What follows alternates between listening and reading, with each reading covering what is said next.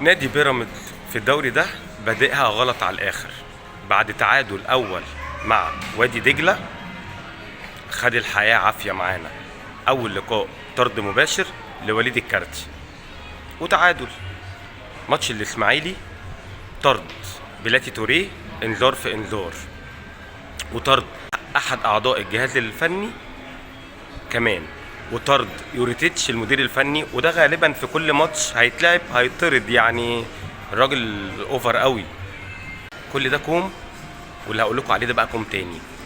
محمود مرعي لاعب نادي بيراميدز قلب الدفاع، لعب الشوط الاولاني كله التيشيرت بتاعه رقم 3، وفي الشوط الثاني لما بدأ لعب من الدقيقة 45 للدقيقة 54 تقريبا بتيشيرت علي جبر رقم 5. متنكر يعني، دي متنكر. معرفتكش انا كده بقى محمود يا مرعي. ودي طبعا غلطة عدت على ناس كتير، ومش عارف ازاي، اداريين بحكام غلطة غريبة، وهي اخرها هيبقى غرامة، مفيش مشكلة. لكن الحاجات دي بتحصل ازاي؟ احنا عايزين نسأل بس الناس دي هو نوع المزاج ايه. عايزين نعرف اسم الديلر علشان في ناس كتيرة عايزة تتعامل معاه. سلام.